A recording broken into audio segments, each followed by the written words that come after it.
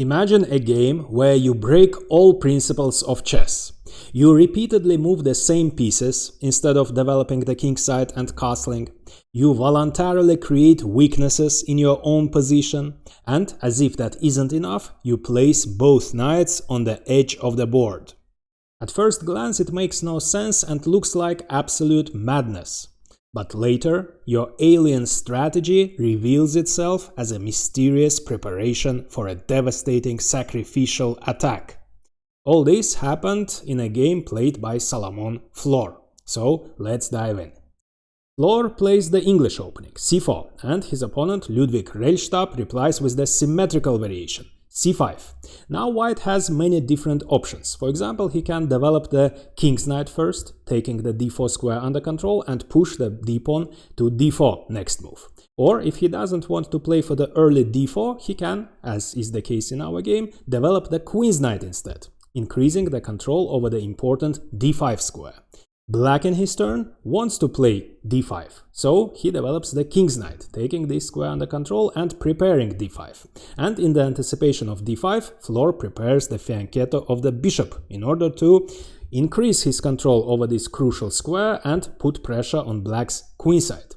Black pushes the pawn forward, and after the pawns are exchanged, Flohr fianchettos the bishop, attacking the knight for the second time, and that means black must do something about it. At first sight, black should simply exchange the knights. It's possible, but in this case, white captures with the b-pawn, takes under control the important d4 square and opens the b-file for his rook. So his rook would be quite active in this case. Defending the knight with e6 is even worse, because in this case white simply wins the pawn. After the exchange of the knights, white plays queen b3, attacking the d5 pawn for the second time, and there is nothing black can do to defend it. If he plays bishop e6, then the b7 pawn falls. If he pushes the d pawn forward to d4, then the bishop's diagonal opens and it captures on b7.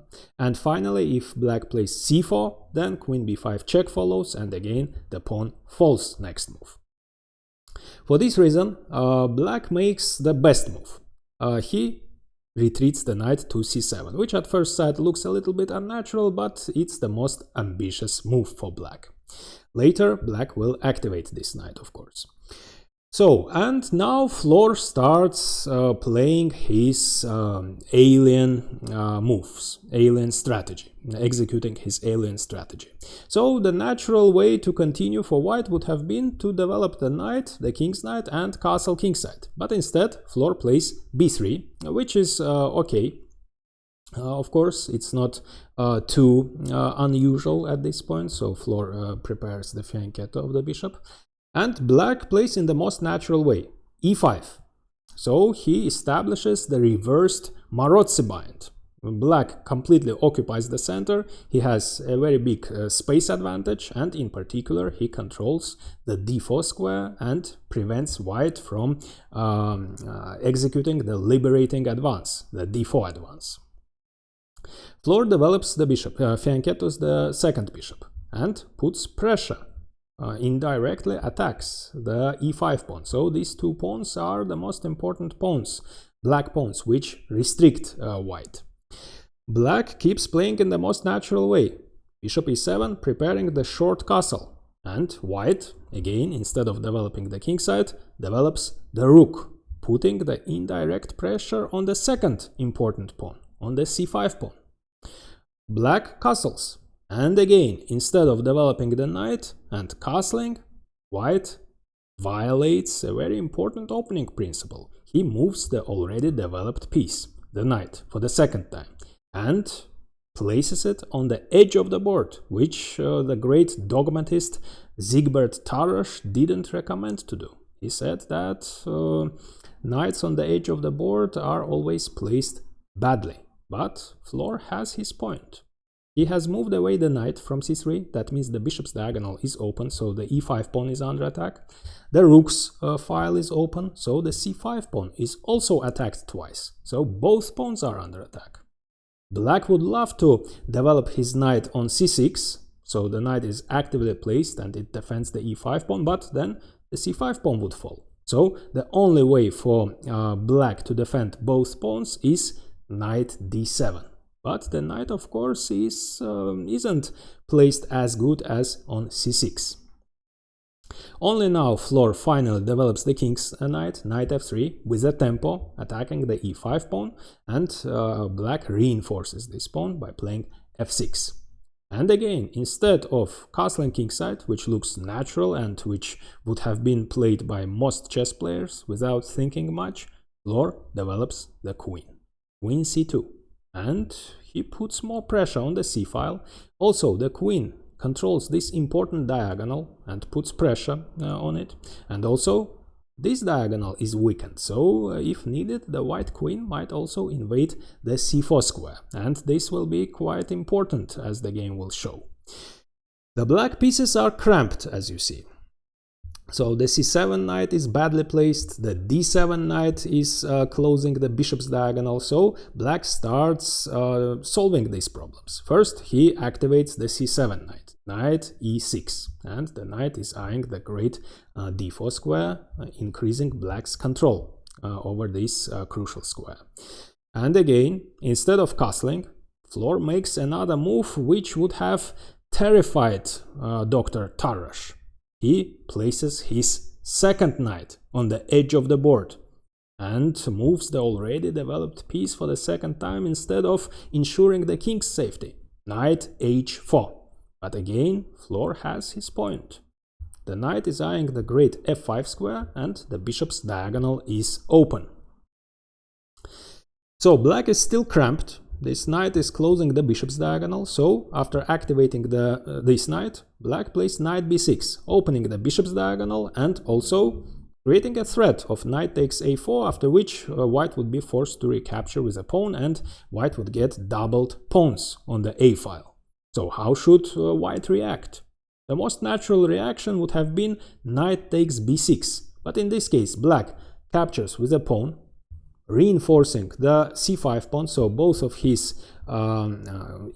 most important pawns would have been reinforced, defended, sufficiently defended, the c5 pawn by the b6 pawn, the e5 pawn by the f6 pawn. Besides that, the a file would have opened, and without making a single move, black's rook would have been developed, and white must spend a tempo to defend the a2 pawn. For this reason, Flohr doesn't do it. He doesn't capture on b6. He ignores black's threat of knight takes a4 and keeps playing in accordance with his plan. So he plays knight f5, activating the knight. The knight is greatly placed on f5. Of course, white isn't thinking about exchanging this great knight for the bad e7 bishop.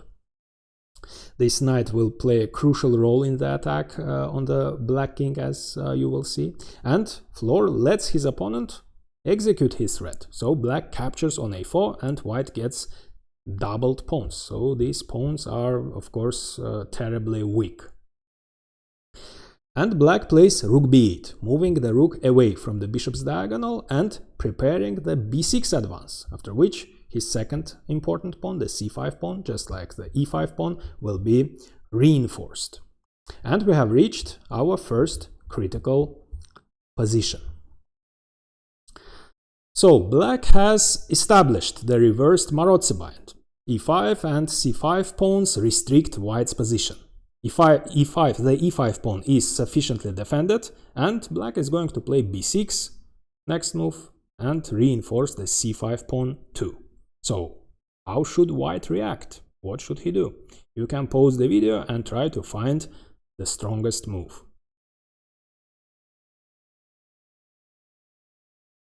So, while black still hasn't reinforced his c5 pawn by playing b6, Flohr attacks the e5 pawn. He plays f4, so he wants to break the Marozzi bind. And right under attack of the black pawn and the black knight. At first sight, white simply loses a pawn, but it isn't the case, as we will see. So by playing f4, white has created a threat. He's going to capture on e5, winning a pawn. So black must react. And it turns out that black cannot hold the strong pawn on e5. If he plays bishop d6, then white simply, this time, he can exchange his great knight for the bishop because he wins a pawn. After queen takes d6, f takes e, f takes e, the e5 pawn becomes weak and isolated. It isn't supported by the f6 pawn anymore, and by playing, let's say, queen c3, white can attack it for the second time and black simply loses a pawn. For example, if he plays let's say knight d4 to close this diagonal, then the knight on e6 was defending the c5 pawn, so the c5 pawn would fall in this case. For this reason, after f4, as white is threatening to capture on e5, black must capture on f4. And white recaptures, and it turns out that black cannot capture on f4 the second time with the knight. That would be a blunder. And now the weakness of this diagonal and the greatly placed queen on c2 tells. So queen c4 check would follow, also attacking the knight.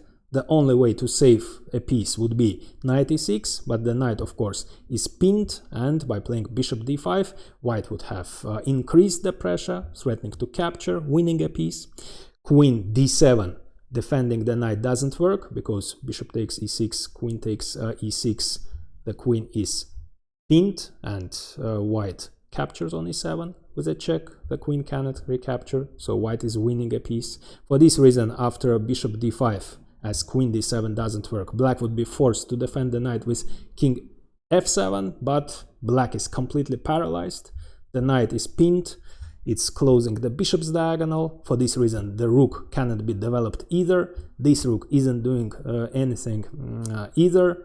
The bishop is bad, it's restricted by its own pawns, so there is nothing black can do, while white has clear attacking ideas. So he's going to play rook c3, rook e3, attacking the pinned knight for the second time, or he can play rook g1, activating the second rook, so he can actually execute both of these threats, both of these ideas. And after rook g1, white would threaten to immediately capture on g7, because the knight isn't really defending it, it's pinned. So for the pawn, white gets a devastating attack, of course. For this reason, after g takes f, after white recaptured, black, of course, cannot capture on f4. Instead, he plays rook e8. So placing his rook on the half-open file, putting pressure. The white king is still in the center, and it's quite dangerous, and vacating the f8 square for the bishop in order to defend the weak g7 pawn and open the rook's file. So we have reached a very interesting point in this game. Flohr writes, and the engine agrees with him, that the best move in this position would have been to finally castle kingside, because the white king might get in trouble, so by castling, white ensures the king's safety, and later in the game, the rook from f1 can be brought into attack via f3. So from f3 it can move either to g3, putting more pressure on g7, or to h3, putting pressure on h7, so white would still be better. But instead of castling kingside, as Flohr writes, he anticipated black's next move. So he was almost sure that after playing rook e8, black is going to play bishop f8 next move. So this is the logical follow-up. And in the anticipation of this move, of bishop f8, instead of castling kingside, which was objectively the strongest, he plays rook g1. So the g file is open, half open file, so he puts more pressure on this file. But his king will remain in the center, and it's very dangerous. So black makes the logical move, bishop f8, but instead he should have played king h8, moving his king away from both the g file and also from this diagonal. And that means after that, black is threatening to capture on f4, because there will be no queen c4 check anymore. So the f4 pawn is under attack, the white king is stuck in the center, the black king is relatively safe, and black puts very unpleasant pressure. So the engine evaluates this position as slightly better for black already. But black didn't play king h8, and as Flohr expected, instead he made the logical move bishop f8. Indeed, why not? The white king will remain in the center, so black has moved away the bishop from the rook's way, putting pressure on the e-file, and also defended the g7 pawn, which might fall under attack. So the white rook is quite dangerous on the g-file. And we have reached another critical position. So bishop f8 actually turned out to be a serious mistake. And you can pause the video and try to find how white can exploit this mistake.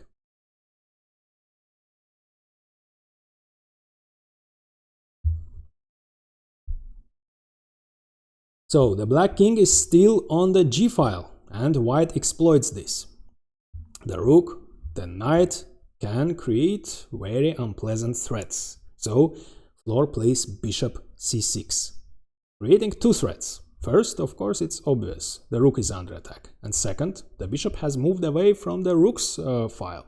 So white threatens knight h6 check. The pawn is pinned, it cannot capture the knight, so the only move would be king h8, after which knight f7 check with a fork, and black is losing the queen. So black finds the best defense. He plays knight d4, counter-attacking the white queen in his turn. What to do now? If white captures this knight, let's say with the bishop, after bishop takes d4, black eliminates this annoying knight, which always threatens to jump on h6 followed by knight f7, so black captures it with a tempo, attacking the white queen. The queen must capture, after which black captures the bishop. The white bishop, the rook is under attack, but it turns out that white doesn't have time to capture the rook, because black is threatening not just to capture the rook, but to checkmate in one move. So white loses his advantage in this case. So bishop takes d4 doesn't work. What if knight takes d4 instead? In this case, black captures on c6, and it might seem that by capturing on c6, white is winning the exchange. And it's true, but black has a very interesting opportunity. So to seize the initiative, he can sacrifice the exchange, so he can capture on b2, and after queen takes b2, queen c7, attacking the knight, attacking the pawn. The white king is in trouble. The knight is almost trapped. It doesn't have any good squares to retreat. And let's say white might try to evacuate his knight via d4, because black cannot capture as the pawn is pinned. The black queen would be lost, but it doesn't work because queen e7, moving the queen away from this file, putting more pressure on e2. The knight is under attack. It cannot retreat because queen takes e2 would checkmate the white king. So next move, black will capture the knight, and he will get a winning position after that. So for this reason, after knight d4, after black's best move, knight d4, neither bishop takes d4 nor knight takes d4 gives white any advantage. So Flohr makes the best move, knight h6 check first. After king h8, knight f7 check with a fork, and king g8. So the black queen is under attack, but the white queen is also under attack. At this point, Flohr, as he writes, had only 2 minutes left, so he was in a terrible time trouble. So he repeats moves in order to gain some time. Knight h6 check one more time, king h8, knight f7 check, king g8, and we have reached another critical position. So the white queen, the white bishop, the white knight, and the e2 pawn, and that means the white king are under attack. So almost all white pieces are under attack. So what should white do? Should he keep repeating moves and agree to a draw by repetition, which his opponent actually, as Flohr writes, offered him, but Flohr declined the draw offer? So, or should white play for a victory? And if yes, how should he do that? You can pause the video and find white's best move.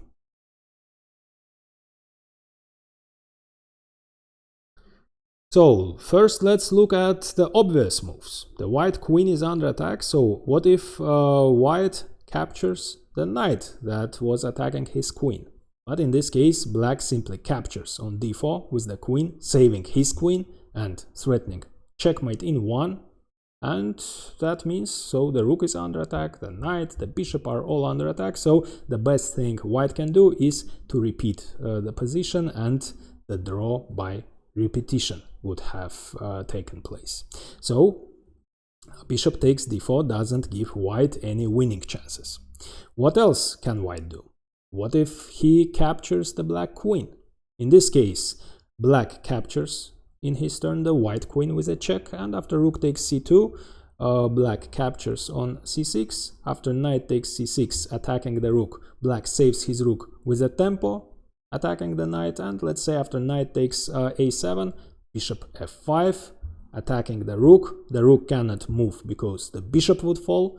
White must play d3, but in this case bishop takes d3, the pawn is pinned, so the bishop is untouchable. Again, the rook is under attack. It can move to d2, but in this case black simply captures on e2, and after the exchange of the rooks, the b2 bishop falls with a check, after which black captures a2. Both pawns are under attack, so one of them will fall, and black will transition into the endgame with 2 extra pawns and an absolutely winning position. So neither bishop takes d4 nor knight takes d8 work, but Flohr, having just 2 minutes, found a brilliant idea. His queen is under attack, so he plays queen c4, saving his queen and creating a terrible threat. The threat is simple: knight h6, discovered double check, followed by queen g8 checkmate. So black doesn't have time to capture the bishop. What if black plays bishop e6, attacking the white queen and closing this diagonal? In this case, after knight takes d8, bishop takes c4, white captures with his attacked bishop, so he saves his bishop and also captures the rook, winning the exchange. But what if instead of bishop e6 right away, black first captures on e2 with a check, with a tempo, moving his bishop away from his rook, away from the bishop's attack. And now if the white king moves, let's say after king d1, now that his rook isn't on e8 and it isn't attacked by the bishop, black this time can play bishop e6, attacking the queen, and the best thing white can do in this case is to force a draw by repetition after queen takes e6, rook takes e6, and knight h6 check, followed by the perpetual check. But Flohr doesn't move his king to d1. Instead, he prepared queen takes e2. Knight takes e2, knight takes d8.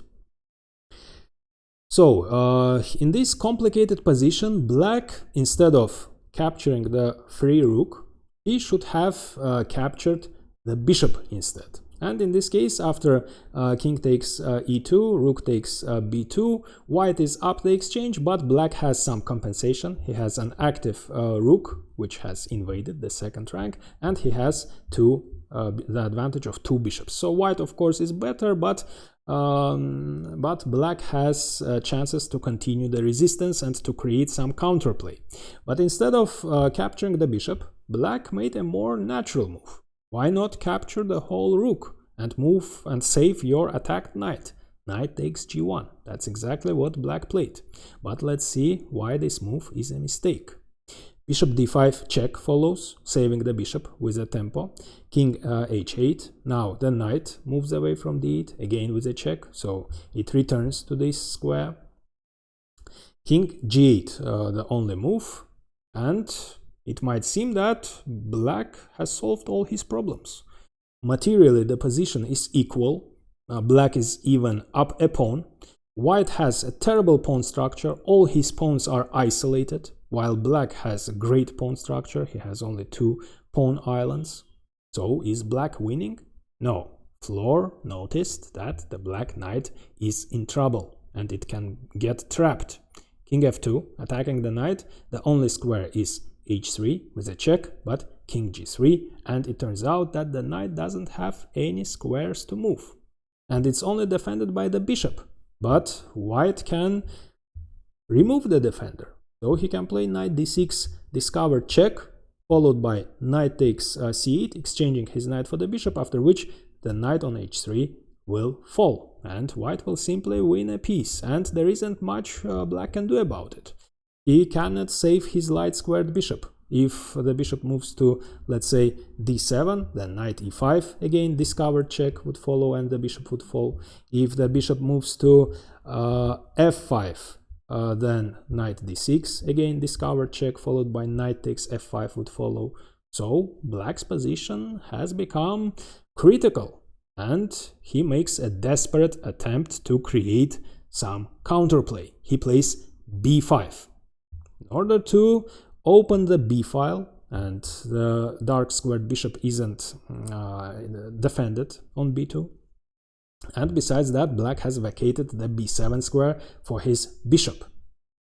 So Flohr captures on b5 and bishop b7, attacking the bishop. And the bishop is the only defender of the knight. So what should white do? If he captures on b7, that would be a terrible mistake. After rook takes b7, it's true, the black knight is trapped, but the white knight is also in trouble.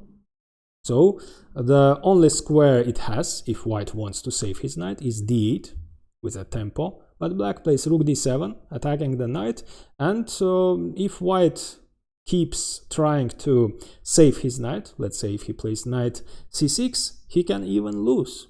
Black saves his trapped knight, rook d3 check, also defending his knight, and after the king moves, the f4 pawn would fall, and black would be better. Actually, he will have a winning position after that, because there is no way white can keep this pawn. If he plays king g4 in order to defend the pawn, that would be even worse. The white king would get into the mating net in this case, after knight f2 check. So if the king moves to one of these squares, he gets checkmated in one. So the only square is f5.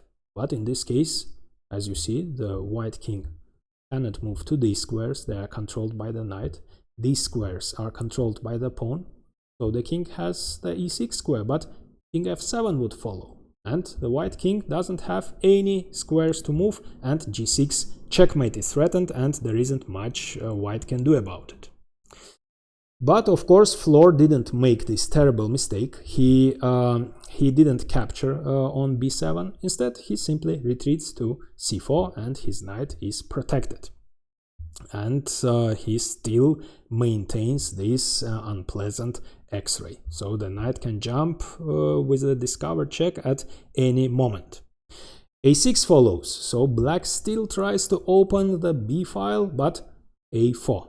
So Flohr isn't interested in the pawn, he wants to keep the b file closed. A takes b, now white has a passed pawn. So white is ready to capture the knight, so at least black gets one pawn for the piece. Knight takes f4. Maybe, so black still thinks as his last chance, he has pawn majority on the king side, 3 pawns against 1 pawn, so maybe in the future he has prospects of creating connected passed pawns. But let's see what happens next. So the black king doesn't have any squares to move, so he plays h5, vacating the h7 square for the king to move away from this unpleasant x-ray. Flohr brings the rook into the attack, rook g1. Now all white pieces are directed towards black's king side. That means the black king is in trouble. Black finally moves his king away from the x-ray. King h7 follows, and you can pause the video one more time, the last time, and find Flohr's move, after which black resigned. So Flohr captures one more pawn. Bishop takes f6. He is already up a piece, and now he captures one more pawn, after which black loses his last hope. And it turns out that the bishop is untouchable because after g takes f, the g file opens, the black king doesn't have any squares to move, the knight and the rook cut him on the g file, and bishop d3 check would lead to checkmate in 2 moves. So black can prolong his sufferings for 2 more moves, and that would result in a checkmate. And now I recommend watching how under Lilienthal voluntarily creates 4 isolated pawns in his own position to produce an anti-positional masterpiece against none other than the future world champion Vasily Smyslov. But first, I'd be grateful if you like this video, write comments, share and subscribe, as it's really helpful for the channel growth.